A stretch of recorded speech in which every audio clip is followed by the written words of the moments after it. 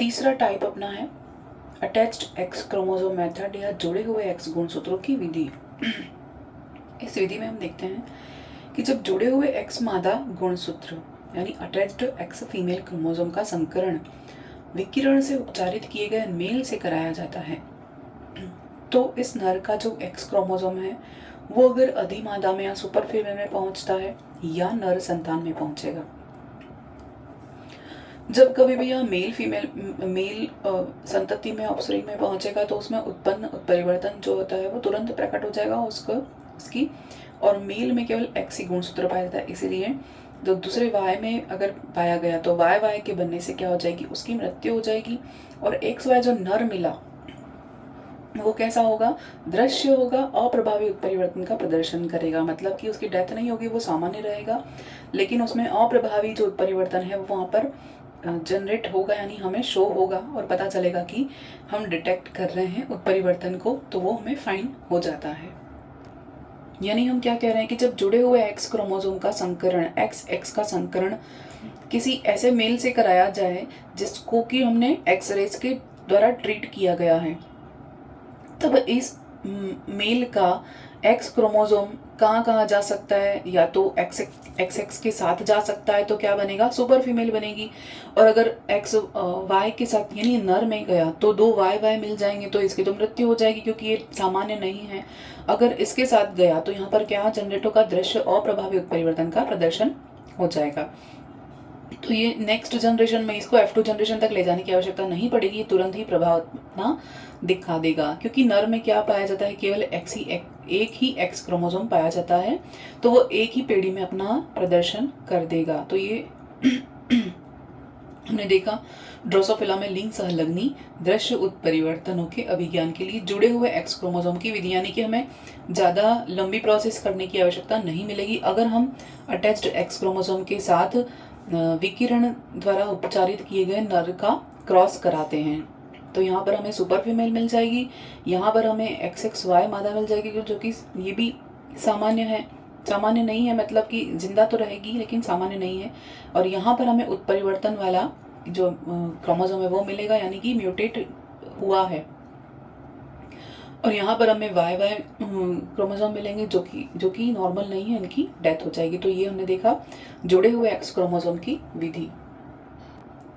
Fourth अपने पास है घातक या दृश्य अलिंग सूत्रीय उत्परिवर्तनों की पहचान, यानी हम क्या ले रहे हैं यहाँ पर, ऑटोसोम ले रहे हैं।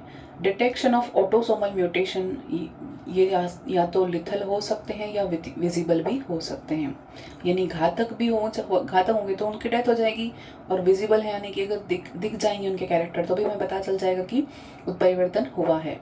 हम क्या कर रहे हैं, डिटेक्शन कर रहे हैं उत्परिवर्तनों का। तो ऑटोसोम्स पर हम कैसे फाइंड कर सकते हैं, इसकी मेथड हम यहाँ पर देखेंगे। ये सब तो लिंग गुणसूत्र थे, यहाँ पर हम ऑटोसोम पर यानी अलिंग सूत्र पर अपना काम करने की शुरुआत कर रहे हैं। तो यहाँ पर अलिंग सूत्रों पर यानी ऑटोसोम्स पर हमने क्या किया, प्रेरित उत्परिवर्तनों की पहचान करने के लिए एक संतुलित घातक प्रभाव का प्रयोग किया है, एक बैलेंस्ड लीथल स्टॉक का प्रयोग किया गया है। इस स्टॉक के दोनों समजात गुणसूत्रों में, मतलब दोनों कैसे हैं, समजात हैं, होमोजाइगस हैं, उसमें से प्रत्येक में भिन्न भिन्न अप्रभावी घातक युग्म विकल्पी होते हैं। होमोजाइगस है और उसमें से क्या होगा, दोनों क्या है, अलग अलग रेसेसिव घातक युग्म विकल्पी होंगे, जिनके सामान्य युग्म विकल्पी उसके समजात गुणसूत्रों पर हों। इसलिए समयुग्मजी जीव जीवित नहीं रहेंगे। अगर ये क्या कह रहा है कि होमोजाइगस क्रोमोसोम हमने लिए तो उन दोनों उनकी जो संतति बनेगी वो अप्रभावी घातक युग्म विकल्पी होगी। तो अप्रभावी घातक युग्म विकल्पी अगर विषम युग्मजी रही तो वो सर्वाइव कर जाएंगी, लेकिन अगर समयुग्मजी रही तो वो क्या हो जाएगी, उनकी डेथ हो जाएगी, वो मर जाएंगे क्योंकि समयुग्मजी पर अपना प्रभाव दिखाएगा। तो एक उदाहरण के द्वारा हम इसको समझते हैं कि ड्रोसोफिला में दृश्य उत्परिवर्तन पहचान करने के लिए हमने क्या किया, एक उपयुक्त प्रभाव या स्टॉक लिया, उसके एक गुणसूत्र पर हमने क्या लिया, एक गुणसूत्र कैसा था, CYC यानी कर्ली विंग वाला कैरेक्टर था। दूसरा था लॉब आई वाला यानी पालित आंखों वाला, उसको हमने L से डिनोट किया, यहाँ पर C से डिनोट कर रहे हैं और CY से डिनोट कर रहे हैं। तथा उस दूसरे जो समजात क्रोमोसोम है उस पर हमने PM बुराब नेत्र यानी प्लम आई जो प्रभावी जीन है उसको हमने यहाँ पर लिया है। और ये क्या है, ये भी एक कैरेक्टर है, PM से हम डिनोट कर रहे हैं समजात गुणसूत्र पर। फिर CLY और PM के लिए ऐसे विषम युग्मजीय प्रभाव का लक्षण प्रारूप क्या हो जाएगा, करली, लॉब और प्लम हो जाएगा। यानी हम उसको कैसे डिनोट करेंगे, CY, L और PM से डिनोट करेंगे, जो कि होमोजाइगस नहीं है, हेट्रोजाइगस है। इसके साथ देखते हैं कि यदि इस प्रकार के जीवों का अपने ही प्रकार के जीवों के साथ क्रॉस कराया जाए, नहीं सेम का क्रॉस कराया जाए, तो दोनों प्रकार के जो समजात गुणसूत्र हैं उसमें से प्रत्येक में भिन्न अप्रभावित जीन जो है वो अगर घातक जीन होने होगा तो समयुग्मजीय संतान की क्या हो जाएगी, मृत्यु हो जाएगी, और विषम युग्मजीय जिंदा रहेगा। क्योंकि हमने देखा कि जो समयुग्मजीय है वो क्या हो रहा है, सर्वाइव नहीं कर रहा है, और रेसेसिव कैरेक्टर अपना क्या करेगा, अपना प्रभाव दिखाएगा। तो यहाँ पर जो समयुग्मजीय संतान है उसकी क्या हो जाएगी, डेथ हो जाएगी। नेक्स्ट, और उनकी जीवित संतान कैसी होगी, हमेशा विषम युग्मजीय होगी। इसी प्रभाव में एक उत्क्रमण के द्वारा जीन विनिमय का दमन किया गया, यानी क्रॉसिंग ओवर यहाँ पर लागू नहीं हो रहा है, जिससे कि उसको रिसेसिव माना गया। CLY और L जीन PM वाले गुणसूत्र पर तथा PM जीन CL, CY और L जीन वाले गुणसूत्र पर स्थानांतरित न हो सके, यानी क्रॉसओवर को दमन किया, मतलब ये आपस में इंटरचेंज न हो पाए, यानी CY L जीन PM वाले पर और PM जीन CLY जीन पर क्रॉस न कर पाए। तो यहाँ पर हम फ्लो चार्ट देखते हैं कि ये फीमेल है, ये जो कि CYL यानी कि कर्ली है और लॉब्ड आई है, और भूराभ नेत्र यानी प्लम आई वाले हैं। ये हम देखते हैं नर कैसा लिया है, CLY कैरेक्टर है, और PM यानी कि कर्ली और लॉब्ड ये दोनों सेम है, सेम कैरेक्टर वाले हमने यहाँ पर लिए हैं। तो यहाँ पर हमने क्या देखा था कि सम युग्मजीय तो वो डेथ हो जाएगी और विषम युग्मजीय सर्वाइव करेंगे। तो दोनों के एक गैमेट लिए, क्योंकि सेम है, ये दोनों होमोजाइगस कंडीशन में हैं। तो यहाँ पर हमने 2 गैमेट लिए इसके, और यहाँ ये 2 गैमेट लिए इसके।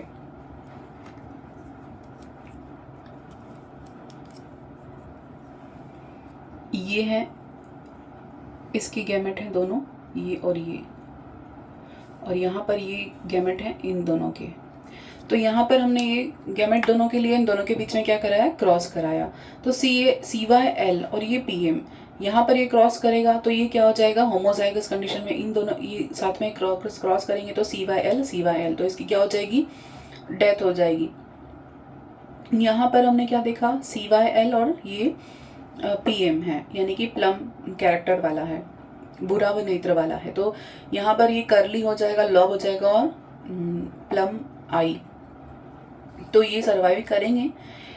वैसे ही यहाँ पर ये PM और CYL से क्रॉस कराते हैं, तो यहाँ पर ये भी कुंचित यानी कि कर्ली, लॉब्ड और भूराभ नेत्र, ये दोनों कैरेक्टर यहाँ मिलेंगे। ये दोनों तो सर्वाइव कर जाएंगे, लेकिन ये सर्वाइव नहीं करेगा, इसकी भी डेथ हो जाएगी, क्योंकि ये भी दोनों होमोजाइगस कंडीशन में है। PM और यहाँ PM दोनों का क्रॉस कराया, तो इसकी क्या हो जाएगी, यहाँ पर इसकी भी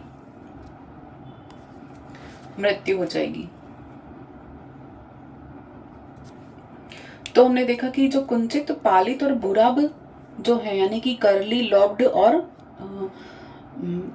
इसको प्लम, ये तीनों कैरेक्टर वाले तो क्या रहेंगे, जीवित रहेंगे, क्योंकि दोनों गुणसूत्र पर अलग अलग अप्रभावित घातक जीन उपस्थित होते हैं। घातक जीन अगर समयुग्मजीय अवस्था में मिल गए तो उनकी मृत्यु हो जाएगी, भले वो अप्रभावित हों। यहाँ पर अलग अलग अप्रभावित घातक जीन हैं, इसीलिए क्या हो जाएगा, ये जीवित रह जाएंगे और ये दोनों की मृत्यु हो जाएगी। तो हमने क्या देखा कि अलिंग सूत्रीय उत्परिवर्तन की पहचान के लिए CYL और PM यानी कि कर्ली, लॉब और प्लम जो स्टॉक है उसका हमने क्या किया, विकिरणित यानी कि ट्रीटेड एक्स-रेज के द्वारा ट्रीटेड मक्खी के साथ क्रॉस कराया, और क्रॉस कराने पर हमने देखा कि इस संकरण से प्राप्त F1 संतति में क्या होगा, CYL मक्खियों का संकरण। इससे जो F1 संतति प्राप्त हुई CYL मक्खियां, उनको वापस से संकरण कराया, CYL PM के साथ कराया, जिससे समान अलिंग सूत्र वाली जो कर्ली, लॉब नेत्र वाली नर जो हैं और मादा दोनों मक्खियों के प्रयोग के लिए प्राप्त की जा सके, यानी दोनों के लिए हमने एक एक यहाँ पर फाइंड कर लिया। जब इस प्रकार के विषम युग्मजों का यानी CYL का परस्पर संकरण कराया जाता है तो 3 जीन प्ररूप हमें यहाँ पर मिलते हैं, CYL और 2CYL। क्योंकि समयुग्मजी CYL कैसे हैं, घातक हैं, इसीलिए लक्षण प्ररूपी अनुपात हमें क्या मिलेगा, 2CYL मिलेगा। यदि घातक उत्परिवर्तन प्रेरित होता है तो इसके अतिरिक्त 1/3 मक्खियां जो है वो मर जाएंगी और केवल करली मक्खियां ही प्रकट होंगी। यदि अप्रभावी दृश्य उत्परिवर्तन का प्रेरण हुआ तो उत्परिवर्तन संतति के 1/3 भाग में समयुग्मजी में प्रकट होगा। तो इसको हम फ्लो चार्ट से देखते हैं। जो फर्स्ट हमने देखा था उसका फ्लो चार्ट करली लोब प्लम फीमेल यहाँ पर ली है हमने, यहाँ हमने लिया है नॉर्मल मेल म्यूटाजन ट्रीटेड, यहाँ पर मेल लिए हैं। अब यहाँ पर हम गैमेट बनाएंगे CYL और प्लम, यहाँ पर MT और MT यानी म्यूटाजन ट्रीटेड हैं। यहाँ पर हमने CYL करली लोब और ये दो हमें मिले करली लोब और MT, यहाँ पर ये दो हमें क्रॉस करने पर मिले, ये मिले CYL और MT, ये भी क्रॉस करने पर हमें इस तरह से मिले हैं। यानी कि एक जो है मेल 2 एग्स को फर्टिलाइज करेगा, क्रॉस तो सभी को पता ही किस तरह से होगा। यहाँ पर हमने क्या देखा, एक जो मिला हमें ऑफस्प्रिंग कैसे मिली, PM और MT, यानी कि PM और MT हमें यहाँ पर मिली है प्लम, और यानी म्यूटाजन ट्रीटेड इसमें भी है, इसमें भी, इसमें भी, इसमें चारों में है। अब देखते हैं आगे क्या होता है। तो और ये हमें प्लम और MT मिले, यानी कि म्यूटाजन ट्रीटेड और प्लम आई वाले। तो ये हमें कौन सी संतति मिली, F1 जनरेशन। इसको हम F1 जनरेशन की संतति को हम आगे यूज करना है, इसलिए सेकेंड जनरेशन में आगे देखते हैं कि करली लोब फीमेल और करली लोब प्लम आई, यानी कि दोनों कैरेक्टर हमें चाहिए थे, इसलिए हमने इसको म्यूटाजन ट्रीटेड मेल के साथ ट्रीट कराया, सॉरी क्रॉस कराया।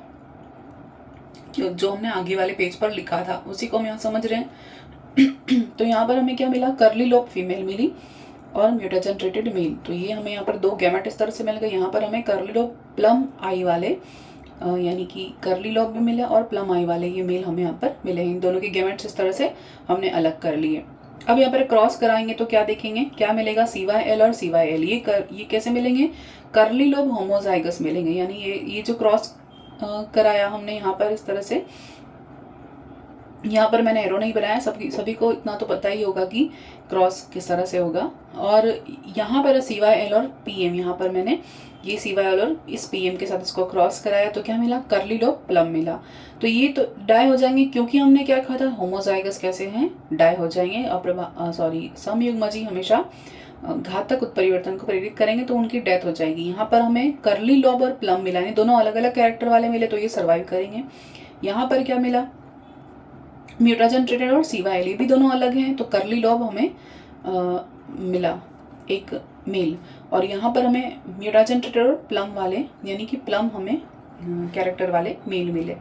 तो इसी को हम यूज़ करके आगे F3 जनरेशन में देखते हैं कि अभी एक और हम जनरेशन देखेंगे, क्योंकि हमें फाइंड करना है फाइनली या तो विजिबल या डेथ वाला कैरेक्टर। तो अभी तक हमें वैसा कुछ नहीं मिला है, तो नेक्स्ट हम क्या करेंगे, थर्ड जनरेशन में करली lobe female with 1 mutagen treated autosome, क्योंकि हमें ऑटोसोम पर काम करना है। तो करली लोब फीमेल मिली, कैसी ली हमने, 1 म्यूटाजन ट्रीटेड ऑटोसोम।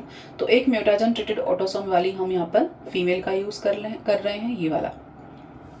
और यहाँ पर हम क्या यूज कर रहे हैं, करली lobe mail with 1 mutagen treated autosome, करली लोब ये वाले मेल का हम यूज कर रहे हैं। यहाँ पर करली lobe mail with 1 mutagen treated autosome, तो इन दोनों का हम यहाँ पर यूज कर रहे हैं, आपस में क्रॉस करा रहे हैं। तो हमने गैमेट फाइंड किए, करली लोब और दूसरा म्यूटाजन ट्रीटेड, यहाँ पर भी करली लोब और म्यूटाजन ट्रीटेड, इन दोनों का आपस में क्रॉस कराया। और हमें जो ये गैमेट्स के क्रॉस कराने पर हमें जो संतति F3 जनरेशन में प्राप्त हुई, उसमें क्या देखेंगे कि करली लोब ये भी क्या हो जाएंगे, अगर ये इन दोनों का साथ में क्रॉस कराए तो इस तरह का ऑफस्प्रिंग बनेगा। ये संतति जो बनी वो करली लोब होमोजाइगस हुई, जो कि क्या हो जाएगी, डाई हो जाएगी, इसकी डेथ हो जाएगी। क्योंकि हमने क्या देखा कि समयुग्मजी अवस्था में जो ऑटोसोम है ऑटोसोम उनकी क्या हो जाएगी, डेथ हो जाएगी। यहाँ पर जो हमें मिला वो करली लोब और म्यूटाजन ट्रीटेड तो ये कैसी जनरेशन मिली, करली लॉब वाली। यहाँ पर हमने क्या फाइंड किया, म्यूटाजन ट्रीटेड और करली लॉब वाली। तो ये दोनों तो सर्वाइव कर जाएंगे, लेकिन ये सर्वाइव नहीं करेगी और ये भी नहीं करेगी। तो यहाँ देखते हैं जो म्यूटाजन ट्रीटेड दोनों है वो आपस में मिल जाएंगे। इन दोनों का क्रॉस करा है तो ये आपस में हमें मिले। विजिबल ऑटोसोमल रिसेसिव म्यूटेशन जो हुआ यहाँ पर दिखेगा। तो यहाँ पर एक की तो डेथ हो जाएगी और यहाँ पर ये जीवित तो रहेगा, और ये हमें यहाँ पर म्यूटाजन ट्रीटेड मेल का प्रदर्शन हो रहा है, शो हो रहा है, विजिबल हो रहा है, जिंदा रहेगा। तो यहाँ 25% क्या मिलेगा, होमोजाइगस ऑटोसोम हमें यहाँ पर फाइंड होंगे, और यहाँ पर इसकी क्या हो जाएगी, डेथ हो जाएगी, क्योंकि यहाँ पर करली लॉब नहीं है, सिर्फ म्यूटाजन ट्रीटेड मेल हमें मिल रहे हैं। तो इस तरह से हमने फाइंड किया कि अलिंग सूत्रीय अप्रभावी उत्परिवर्तन यहाँ का प्रदर्शन हुआ, और यहाँ पर क्या हुआ, इसकी डेथ हो गई, क्योंकि करली लॉब वाले दोनों कैरेक्टर यहाँ पर होमोजाइगस कंडीशन में हैं, तो उनकी डेथ हो जाएगी। और 50% हमें क्या मिले, करली लॉब हमें मिले हैं, जो कि हेट्रोजाइगस कंडीशन में है। तो रिजल्ट क्या रहा इसका, 25% हमें डाइज मिले जो कि करली लॉब होमोजाइगस थे, 50% हमें करली लॉब मिले जो कि हेट्रोजाइगस थे, और 25% हमें कैसे मिले, होमोजाइगस ऑटोसोम मिले, लेकिन वो कैसे थे, विजिबल ऑटोसोम था, और रिसेसिव म्यूटेशन यहाँ पर था, अप्रभावी था, इसलिए इसका प्रभाव प्रदर्शित नहीं हुआ। तो इस तरह से हमने देखा कि डिटेक्शन मेथड के थ्रू हमने 4 तरह की मेथड पढ़ी, और किस तरह से म्यूटेशन होता है उसको फाइंड करने के लिए हमने यहाँ पर 4 मेथड्स को स्टडी किया। और ये जो हमने मेथड पढ़ी ये वाली ड्रोसोफिला में सिर्फ लार्ज पॉपुलेशन में ही स्टडी करने के लिए उचित है, यानी कि बहुत बड़ी पॉपुलेशन है उसके अंदर अगर हम स्टडी कर रहे हैं तो उसके लिए ये सही है, क्योंकि इसमें बहुत सारी जनरेशन को हमें स्टडी करना पड़ता है। तो आज के लिए थैंक यू।